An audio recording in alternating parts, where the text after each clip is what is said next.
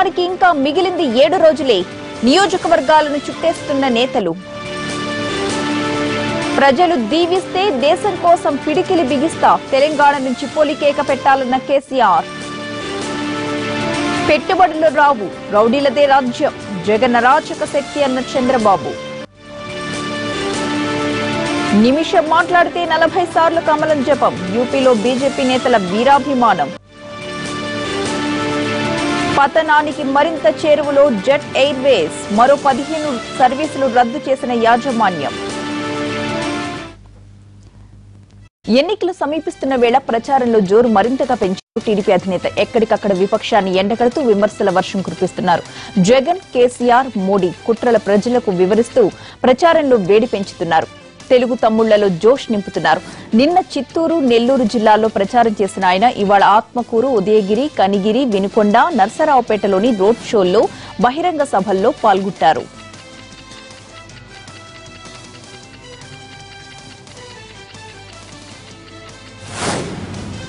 పదహారు ఎంపీ సీట్లు గెలవాలన్న నినాదాన్ని గల్లీ గల్లీకి తీసుకువెళుతూ టీఆర్ఎస్ నేతలు విస్తృతంగా ప్రచారం చేస్తున్నారు. నిన్న వరంగల్, యాదాద్రి జిల్లాల్లో ఎన్నికల ప్రచారం నిర్వహించిన కేసీఆర్ ఇవాళ ఆందోళ్, నర్సాపూర్ సభల్లో పాల్గొంటారు. మరొకవైపు కేసీఆర్ తనయుడు కేటీఆర్ హుజూర్ నగర్ లో జరిగే సభలో పాల్గొని ప్రసంగిస్తారు. నిజామాబాద్ జిల్లా మోపాల్ మండల కేంద్రంలో రోడ్ షో నిర్వహించారు కవిత. ఢిల్లీలో తెలంగాణ పౌరుషాన్ని చాటాలంటే టీఆర్ఎస్ ను 16 ఎంపీ సీట్లతో పార్లమెంటుకు పంపించాలని అన్నారు. టీఆర్ఎస్ కు హైకమాండ్ ప్రజలే అన్నారు కవిత.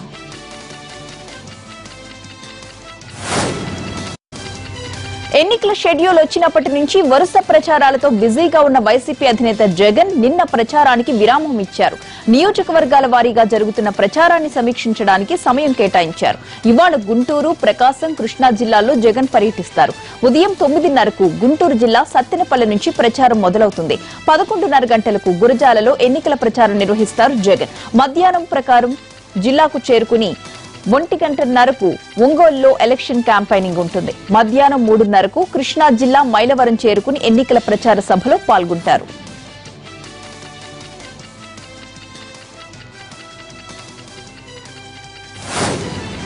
ఇక వైఎస్ విజయమ్మ ఇవాళ విజయనగరం, విశాఖ జిల్లాల్లో పర్యటిస్తారు. గజపతి నగరం, వి మాడుగుల, చోడవరం నియోజకవర్గాల్లో ప్రచారం చేస్తారు. నవరత్నాలను ప్రజలకు వివరిస్తూ జగన్ ని గెలిపిస్తే సంక్షేమ పాలన అందిస్తారని ప్రచారం చేస్తున్నారు విజయమ్మ. అటు షర్మిల కూడా ఎన్నికల ప్రచారం కొనసాగిస్తున్నారు. కృష్ణా, పశ్చిమ గోదావరి జిల్లాల పరిధిలోని దెందులూరు, కైకలూరు, పెడనలో ఇవాళ ప్రచారం చేస్తారు.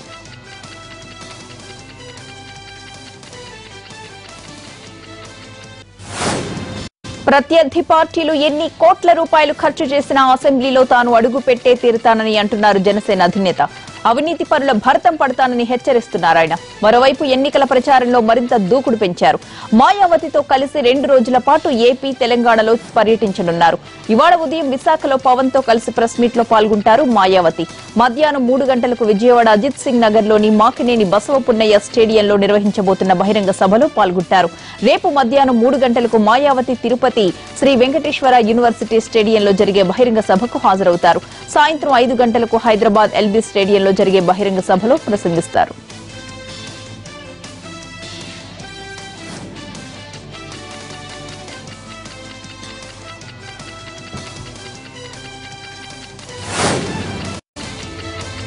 టీడీపీ అధికారంలో ఉంది కాబట్టే తిరుపతి మొబైల్ హబ్ అయిందని అన్నారు చంద్రబాబు. జగన్ ని చూస్తే ఎవ్వరూ పెట్టుబడులు పెట్టరని హెచ్చరించారు. ఇప్పటికే ఐఏఎస్లు, పారిశ్రామికవేత్తల్ని జగన్ జైలుకు తీసుకెళ్లారని గుర్తు చేశారు బాబు. ఇండియాలో తయారై 30 సెల్ ఫోన్లు మన తిరుపతిలో తయారవుతాయి. 29 రాష్ట్రాలు. ఎన్ని సంవత్సరాలు? 5 సంవత్సరాలే. అది నా పట్టుదల. నా మీద విశ్వసనీయత ఉంది, నమ్మకం ఉంది. ప్రపంచం అంతా వస్తారు. అదే జగన్మోహన్ రెడ్డి చూస్తే ఏమవుతుంది తమ్ముళ్ళు? పారిపోతారు. ఎవరన్నా తమ్ముళ్ళు మీరు ఆయన జోలికి పోతే, దగ్గరికి పోతే ఏమవుతారు తమ్ముళ్ళు? జైలుకు పోతారు. అంతేనా? ఏమ్మా మీ పిల్లలు జైలు పోయేది ఇష్టమా మీకు? చెడు సావాసం చేసి ఏమవుతారు? రౌడీలతో కలిసి ఏమవుతారు? జైలే కదా గతి. ఇంతమంది పారిశ్రామికవేత్తలు వెళ్ళారు, ఐఏఎస్ ఆఫీసర్లు వెళ్ళారు. ఇప్పుడు వాళ్ళ మనుషులందరినీ తయారు చేస్తున్నాడు. మొన్నే చూశారు ఓట్ల దొంగలు వచ్చారు.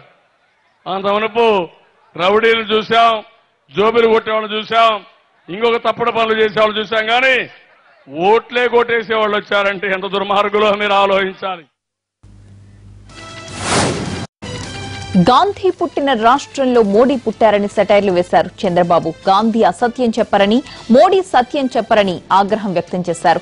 తల్లికి భిక్షం పెట్టని మోడీ దేశాన్ని ఏం ఉద్ధరిస్తారని ప్రశ్నించారు చంద్రబాబు. ఈ నరేంద్ర మోడీకి నిజం చెప్పడం ఎప్పుడూ రాదు. గాంధీ పుట్టిన రాష్ట్రంలో నరేంద్ర మోడీ పుట్టాడు. గాంధీ అసత్యాలే చెప్పడు, నరేంద్ర మోడీ సత్యమే చెప్పడు. ఏం చేయాలి?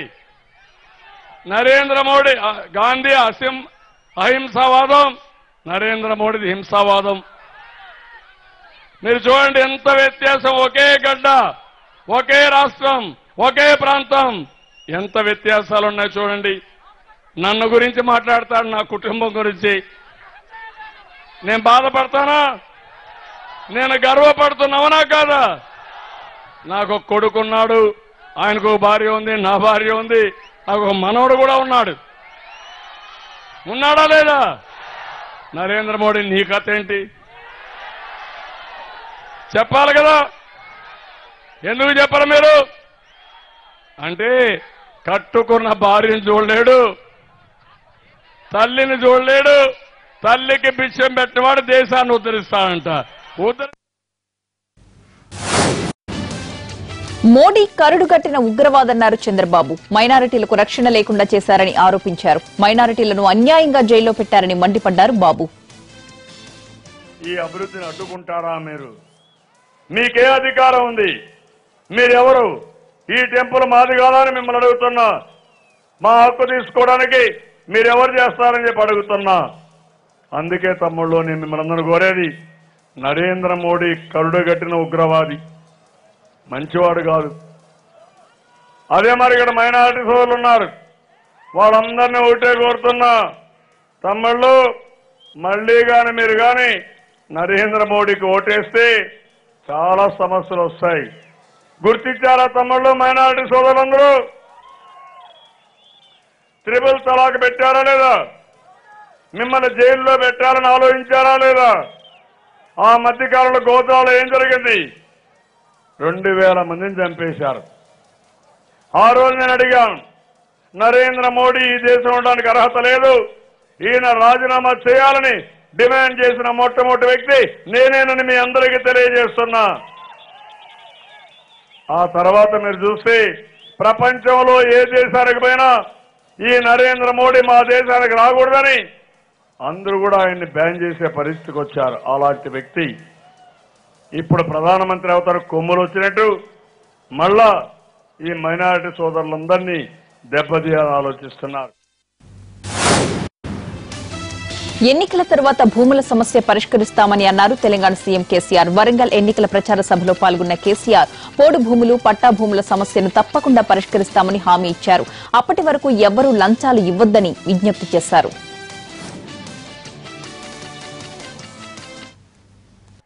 పట్టా భూముల సమస్యలు, విలీన గ్రామాల్లో కొన్ని సాదా బైనామాలు కానటువంటి సమస్య మా రమేష్, మా ధర్మారెడ్డి గారు ఎప్పుడు చెప్తానే ఉంటారు. నేను ఒక్కటే మాట మీకు మనవి చేస్తా ఉన్నా రైతాంగ సోదరులందరూ కూడా, భూముల విషయంలో దేశంలో ఎవ్వరు చేయని సాహసం మనం చేసినాం. పాస్బుక్లను మార్చినాం. రెవెన్యూ రికార్డులు కూడా కొత్త రెవెన్యూ చట్టం ద్వారా రాబోయే 2 నెలల్లో మార్పులు తీసుకొని రాబోతా ఉన్నాం. ప్రతి జిల్లాకు నేనే స్వయంగా వచ్చి చీఫ్ సెక్రటరీ నుంచి చిన్న అధికారి వరకు కూడా ప్రజా దర్బార్ ఏర్పాటు చేసి, అది రైతుల పోడు భూముల సమస్య కావచ్చు, పట్టా భూములు కావచ్చు, సాదా బైనామాలు కావచ్చు, భూమి సంబంధించిన ఏ సమస్య అయినా కోర్టు వివాదం లేని అన్నింటినీ కూడా పరిష్కారం చేసి మీకు అధికార పత్రాలు, పాస్బుక్లు ఇప్పించే బాధ్యత నాది. నేనే స్వయంగా పనిచేస్తానని మనవి చేస్తా ఉన్నా. ఈ లోపల మీరు ఎవ్వరికి లంచాలు కూడా ఇవ్వాల్సిన అవసరం లేదు, ₹1 కూడా ఎవరికి లంచం ఇయ్యవద్దు అని కూడా నేను మనవి చేస్తా ఉన్నా. ప్రధాని మోడీ తెలంగాణకొచ్చి పచ్చి అబద్దాలు చెబుతున్నారని ఆరోపించారు కేసీఆర్. ప్రధాని పదవిలో ఉన్న వ్యక్తి సర్పంచ్ స్థాయి కంటే దిగజారి మాట్లాడుతున్నారని మండిపడ్డారు. తెలంగాణ దేశాన్ని పోషిస్తోందని కానీ కేంద్రం దయాదాక్షిణ్యాల మీద ఆధారపడి లేదని గుర్తు చేశారు కేసీఆర్. గడ్డివాపు మీద కుక్క కూర్చున్నట్టు వాళ్ళు మెయ్యరు, ఇంకొకరిని మెయ్యనియరు, పని చెయ్యరు, చేసే వాళ్ళని చేయనియరు, విదేశాంగ నీతి పట్టించుకోరు, పాకిస్తాన్ సమస్య పరిష్కరించరు, ఆర్థిక విధానం పెంచరు, వ్యవసాయ ధరలు రావు, కానీ రాష్ట్రాలు ఎంబడబడి చిల్లర రాజకీయాలు చేస్తారు. నరేంద్ర మోడీ గారు ఏం మాట్లాడతారండి? కేసీఆర్ జాతకం చూసుకుంటాడు, కేసీఆర్ ముక్కు చక్కగా లేదు, ఇదేనా మాట్లాడేది? ఈ మూతి చక్కగా లేదు, ముడ్డి చక్కగా ఇవేనావే మాట్లాడేది? ప్రధానమంత్రి మాట్లాడేది? ఒక దేశ రాజకీయం నడిపించే వ్యక్తులు మాట్లాడచ్చునా? సర్పంచ్ స్థాయి కన్నా దిగజారి ఒక ప్రధానమంత్రి మాట్లాడతారు. ఈ దేశంలో పచ్చి అబద్ధాలు మాట్లాడతారు. ఒక్క మాట నేను వరంగల్ గడ్డ ద్వారా ఛాలెంజ్ చేస్తా ఉన్నాను నరేంద్ర మోడీ గారికి. గతంలో బీజేపీ అధ్యక్షుడు అమిత్ షా మాట్లాడితే కూడా నువ్వు రా, నేను చెప్పేది తప్పైతే నేను రాజీనామా చేస్తా ముఖ్యమంత్రి పదవికి 5 నిమిషాలలో, లేకపోతే నువ్వు ముక్కు నేలకు రాయాలి క్షమాపణ చెప్పమని అడిగినాం. దాటి పారిపోయి వెళ్ళిపోయినాడు. ఈరోజు నరేంద్ర మోడీ గారు పచ్చి అబద్ధం మీరు చెప్తా ఉన్నారు. 35,000 కోట్లు ఇచ్చినా అని ప్రగల్భాలు పలుకుతా ఉన్నారు. మీరు ఇయ్యలే 35,000 కోట్లు, ముష్టి 35,000 కోట్లు. ఈ తెలంగాణ రాష్ట్రం నుంచి నా అన్నదమ్ములకు, నా అక్కజనులకు అందరికి తెలవాలి, మనను ఢిల్లీ జాత్తలేదు. 60 ఏళ్లు నిండిన ప్రతి రైతుకు 5,000 రూపాయల పెన్షన్ ఇస్తానని అన్నారు జనసేన అధినేత పవన్ కళ్యాణ్. మట్టిలో నుంచి మనం తిని ఆహారాన్ని పండించే రైతు చివరకు గుక్కెడు గింజలు లేక ఆకలితో మరణిస్తున్నాడని ఆవేదన వ్యక్తం చేశారు పవన్. అందరి ఆకలి తీర్చే రైతన్నకు ఎంత చేసినా తక్కువే అన్నారు ఆయన. మట్టి చూసే మట్టిలో ఏముంటుంది? మట్టిలోంచి బంగారాన్ని, మట్టిలోంచి మనం తినగలిగే అన్నాన్ని బయటికి తీసే శక్తి ఉన్నవాడు రైతు. అలాంటి రైతుకి కన్నీళ్లు పెట్టి వాతావరణాన్ని తట్టుకొని, తుఫాను తట్టుకొని ఒక గుప్పిడి గింజలు ఇస్తే తనకి గుప్పిడి గింజలు లేక చచ్చిపోయే రైతు, తనకి ఆకలి కోసం అందరికీ ఆకలి తీర్చి తన ఆకలి బాధతోటి ఆత్మహత్య చేసుకునే రైతుకి ఏం చేస్తే రుణం తీర్చుకుంటాం? తక్కువలో తక్కువ ఒక 5,000 రూపాయలు ఇచ్చి నెలకి అన్న రైతులను బతికన్నా అని చెప్పి మీరు బతికుండాలని చెప్పి పెన్షన్ 60 సంవత్సరాలు నిండిన ప్రతి రైతుకి మనం పెన్షన్ ఇస్తున్నాం. బాక్టి న్యూస్. పసుపు, ఎర్రజొన్న రైతుల సమస్యలు తెలంగాణ ప్రభుత్వానికి పట్టడం లేదా అని ప్రశ్నించారు కేంద్ర మంత్రి రాజ్నాథ్ సింగ్. ఢిల్లీలో ఉన్న తనకు వినిపిస్తున్న రైతుల సమస్యలు టీఆర్ఎస్ కి ఎందుకు వినిపించడం లేదని అన్నారాయన. పసుపు బోర్డు ఏర్పాటుకు బీజేపీ కట్టుబడి ఉందన్నారాయన. 100 రోజుల్లో తెరిపిస్తానన్న నిజామాబాద్ షుగర్ ఫ్యాక్టరీ ఇంతవరకు ఎందుకు తెరిపించలేదని అన్నారు. కేసీఆర్ సర్కార్ని నిలదీశారు రాజ్నాథ్.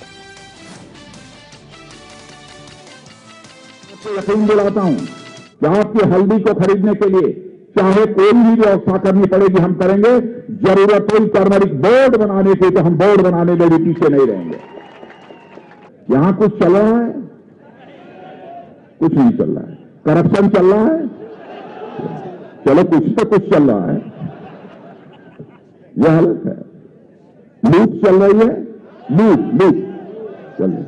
अब तब क्या मजा लीजिए, कुछ ना कुछ तो हो रहा है. गवर्नमेंट ऐसी ही चाहिए. क्या तमाशा है? जैसे लगता है कि गवर्नमेंट नाम की कोई चीज ही नहीं बची है. अगर आपको आश्वासन दिया गया था कि 100 दिन में यह फैक्ट्री चल जाएगी, कितने दिन हो गए? 5 साल हो गए. तो पहले गिनकर यह बताओ कि 5 साल में कुल दिन कितने हुए? हद हो गई. लेकिन देखिए शर्त हमारी है, अकेले मैं इस काम को नहीं कर पाऊंगा. मैं ईमानदारी के साथ बात करना चाहता हूं. लेकिन यदि हमारे अरविंद यदि पार्लियामेंट में यदि पहुंच गए और हमारे लक्ष्मण यदि पार्लियामेंट में पहुंच गए तो हमको यदि जरूरत पड़ेगी किसी बहुत बड़े इंडस्ट्रीज को कहकर यह फैक्ट्री चलवाने के लिए, तो मैं कहूंगा जाओ और फैक्ट्री चलाओ. यहां नौजवानों को रोजगार मिल गया कि नहीं? एम्प्लॉयमेंट मिल गया? जवानों एम्प्लॉयमेंट मिला कि नहीं? तो क्या मिला? अरे कुछ तो मिला होगा. अरे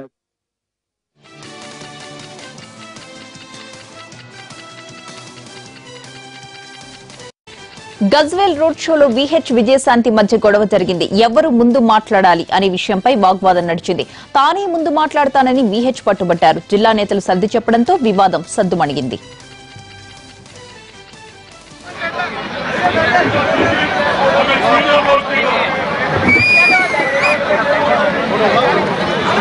Thank you. తన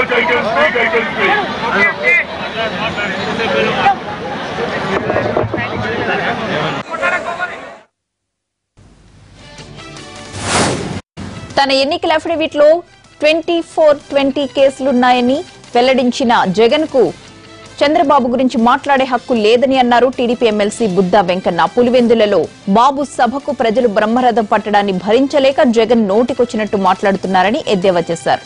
సైకో మోడీ, కేడీ జగన్ రాష్ట్రాన్ని భ్రష్టు పట్టిస్తున్నారని ఆరోపించారు బుద్దా వెంకన్న. భారతదేశంలోనే ఎంపీలుగా కానీ ఎమ్మెల్యేలుగా కానీ ఇండిపెండెంట్లుగా పోటీ చేసిన ఏ వ్యక్తికి కూడా 26 420 కేసులు లేవు. అందుకే మిస్టర్ 420 జగన్మోహన్ రెడ్డి, నువ్వా చంద్రబాబు నాయుడు గారి గురించి విమర్శించేది? నువ్వు డిప్రెషన్ లో ఉన్నావు. నిన్ను పిల్లలందరిలో లక్షలాది మంది జనం వస్తే దాన్ని చూసి ఓర్చుకోలేక ముఖ్యమంత్రి మీద అవాకులు చవాకులు పేలుతున్నావు. సైకోలకి కేడీలు అంటే బాగా ఇష్టం. జగన్మోహన్ రెడ్డి కేడీ కాబట్టి అతను దత్తపుత్రుల్లో చూసుకుంటూ కేడీ ఎలా చెబితే సైకో మోడీ అలా ఆడుతున్నాడు. సైకో మోడీ, కేడీ జగన్, వీళ్ళిద్దరు కూడా ఈ రాష్ట్రాన్ని భ్రష్టు పట్టించడానికి పక్కనున్నటువంటి తెలంగాణ ముఖ్యమంత్రితో చేతులు కలిపి